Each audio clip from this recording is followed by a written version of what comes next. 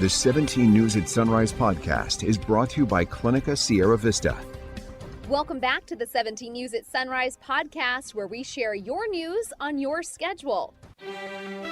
Working in the spirit of the Golden Empire, this is 17 News at Sunrise.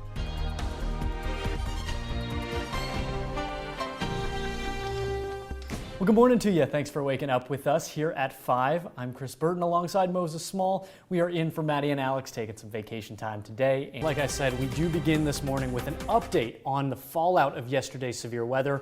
Well, fires sprang up as lightning touched down across the county. At least one of those fires continues to burn at this hour. The Thunder Fire, burning southeast of Interstate 5 and Edmonston Pumping Plant Road, is believed to have been sparked by a lightning strike, one of those that touched down yesterday. Kern County Fire says the fire has burned about 1,800 acres as of late last night. 250 fire personnel are there this morning fighting this fire, which again is just 10% contained. Now, this is developing. We will bring you updates. Meantime, a Ridgecrest man is in the hospital after he was struck by lightning yesterday morning. Ridgecrest police say it happened just after 7:30 a.m. on South Norma Street near West Bowman. Officers tell us a man was taking his dog for a walk along with his children in a stroller when a lightning bolt hit the man in the head and traveled through his body, exiting through the foot. Bystanders with a medical background helped the man, and he was taken to the hospital. His condition unknown at this hour. Police tell us the dog and child weren't harmed. A woman who was also struck by lightning yesterday in Southern California unfortunately did not survive. She was walking her two dogs in Pico Rivera, just southeast of LA, when it happened. Sandra Mitchell with our sister station KTLA in Los Angeles has more. It was a scene so unusual it shocked first responders. The charred body of a woman struck and killed by a powerful bolt of lightning along the San Gabriel River. I never thought I was gonna be someone that I knew.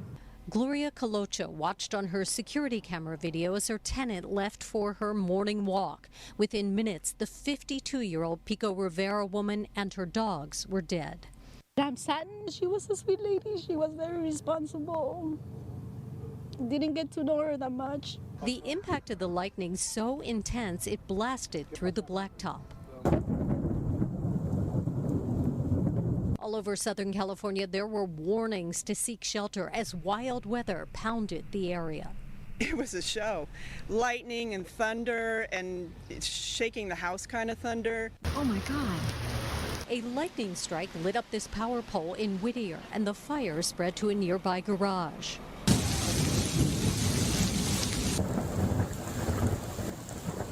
Oh, it was really bad. It was the worst thunder I've heard since living in California. Dangerous conditions with hail in Glendale and downpours of rain. These red X's indicate intense lightning strikes in the Angeles National Forest earlier today, putting fire crews on alert throughout the Southland. And today marks 6 years since the devastating Erskine fire. Kern County's largest fire in recorded history claimed 2 lives and destroyed nearly 300 structures. The blaze sparked near Lake Isabella by a faulty power line, charred more than 50,000 acres, and it remains one of California's largest fires ever. Now to one of our signature issues here at TV 17, current sober reality. A woman who admitted to taking pills and driving a car that struck and killed a man and his 10-year-old sister has been ordered to stand trial for second-degree murder. Court records say 46-year-old Lisa Kaur told investigators she took prescription medications a half hour before the December 8th crash on Panama Lane. That crash claiming the lives of 19-year-old J.J. Malone and his 10-year-old sister Kaylee Brown and the family dog. According to court records, Kaur had trouble staying awake on her way to Kern Medical and had slurred speech. Testimony during yesterday's preliminary hearing revealed there was a high level of methamphetamine in Kaur's system at the time of the crash. Lisa Kaur is due back in court next month. Meantime, a Bakersfield man is behind bars this morning after allegedly being caught with more than 9 pounds of methamphetamine. 54-year-old Robert Malloy was arrested after the Kern County Probation Department says they found meth while searching Malloy's house. Officers also found a large stash of money with the meth. Malloy faces several charges, including drug possession and violating his parole. And a quick note for Taft residents, the Taft Courthouse is closed for an unknown facility issue. The court is only open a few days a month and there's no word on when it will reopen. For now, all cases set to be heard in Taft will be handled in Lamont. And if you have any questions, you can call the Lamont Courthouse at 868-5800. The January 6th committee hearings continue today, but they're headed for a brief hiatus. After today's hearing, the committee has announced it'll push the remaining hearings to July. Committee Chair Benny Thompson originally said he hoped to finish the hearings before the end of June, but told reporters on Wednesday the committee had taken in some additional information that would require, quote, additional work. The chairman did not discount the possibility that additional hearings would be added if necessary. Specific dates for the postponed hearings are not available at this time.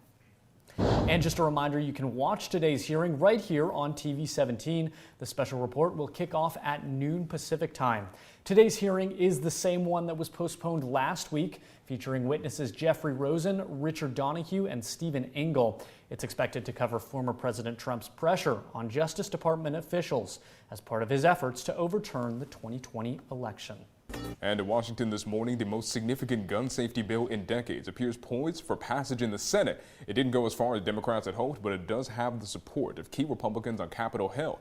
NBC's Chris Pallone is in Washington with the latest. Just weeks after the gun massacres in Buffalo and Uvalde, the Senate is now poised to take action on guns. The Senate's now on the brink of passing the first significant gun safety bill in decades.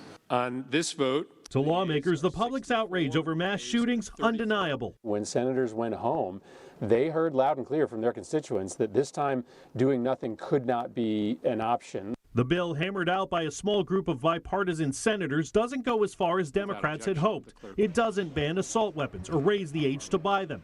Instead, it closes the so-called boyfriend loophole, strengthens background checks for younger buyers, bolsters red flag laws, expands mental health services, clarifies who's considered a gun seller, and creates new federal gun trafficking offenses. The American people know that we don't have to choose between safer schools and our constitutional rights. Our country can and should have both. 14 Republican senators voted in favor of moving the bill forward, but it still faces strong criticism from the majority of Senate Republicans. It's the wrong approach, and I've introduced repeatedly legislation.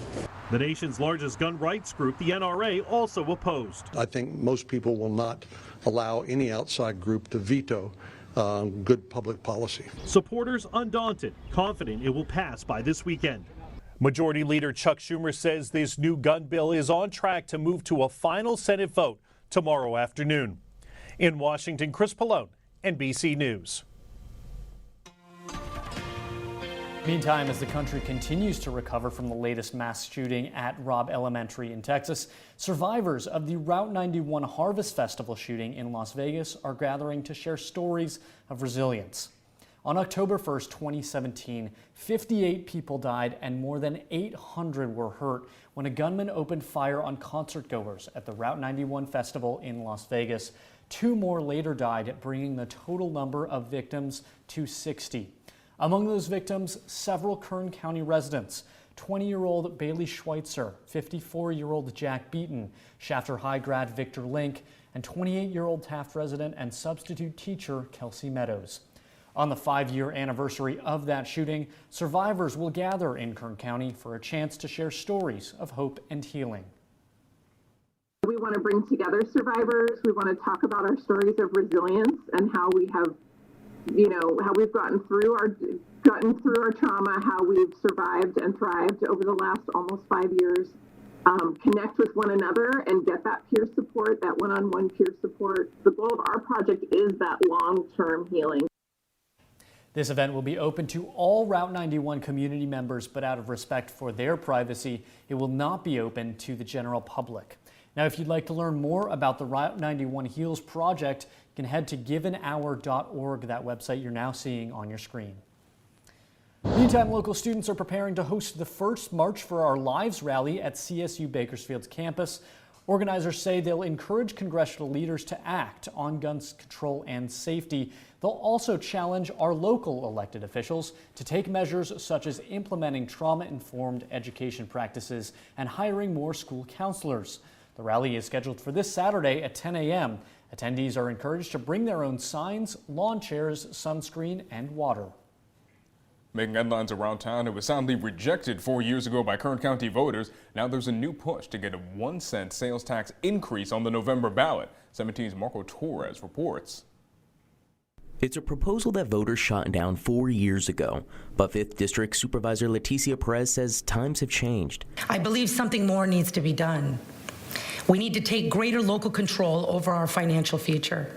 Other supervisors were hesitant to even talk about a tax increase, but ultimately voted to put the conversation on next week's agenda. That's when they'll decide to put the question on November's ballot. Even that tentative step took some convincing from community leaders. Right now, we are stretched so thin. We have less prosecutors now than we had in 2016. We had 97 of them in 2016.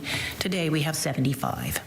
The Sheriff's Office currently has 125 vacant deputy positions, 122 vacant detention deputy positions, and 111 vacant non-sworn positions. And these numbers are growing on a weekly basis. This 1-cent sales tax proposal, if passed, will increase the tax from 7.25% to 8.25% for sales in unincorporated areas. But it will need a majority vote to pass. Folks that live in unincorporated areas of Bakersfield and the metro area, they're going into Bakersfield to do their shopping, and so they're paying an extra cent. All the supervisors except for 3rd District Supervisor Mike Maggart, who was absent, voted to consider a proposed ballot measure next Tuesday. While this vote passed, Scribner says this might not be the right time for it. I think the difficult question right now is a question of timing. We're seeing inflation. They're seeing it at the grocery store. Gas prices are through the roof. Marco Torres, 17 News. 5:38 your time now. Happening today, Ward 2 City Councilman Andre Gonzalez is hosting a town hall for East Bakersfield residents. The city of Bakersfield is establishing 2 prosperity neighborhoods in disadvantaged areas. The neighborhoods will be a focus for future revitalization and investment.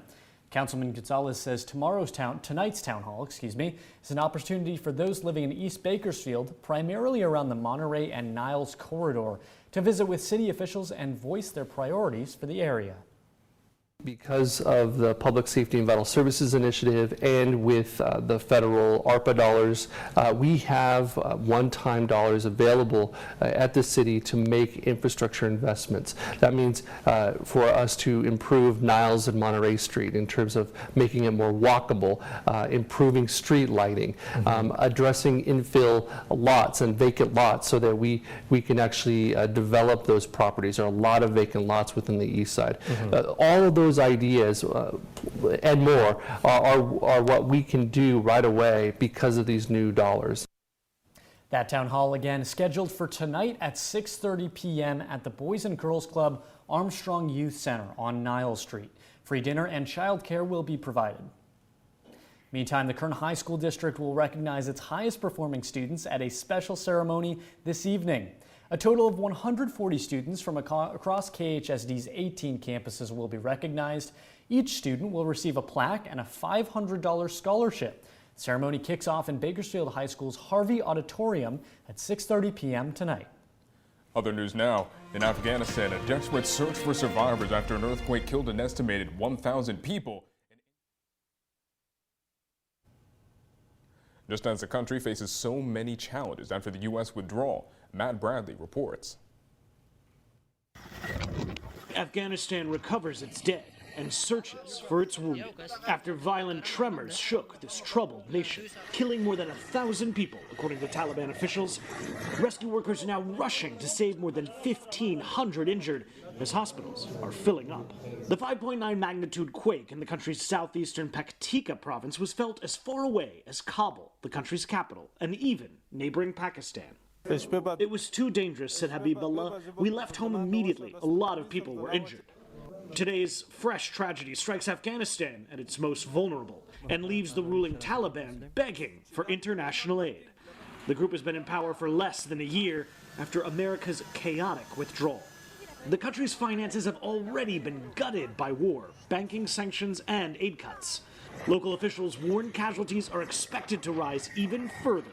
Hundreds of bodies may remain trapped in destroyed buildings and underneath landslides. Why has a 5.9 on the Richter scale caused this level of damage and destruction? The reason is the area that we're talking about here is an impoverished area. It is a sort of village type of an area. A lot of the structures there are made of earth and wood, not particularly structurally resilient buildings in this part of the world. Still more sorrow for a nation that's familiar with tragedy. Matt Bradley, NBC News. Working in the spirit of the Golden Empire, this is 17 News at Sunrise.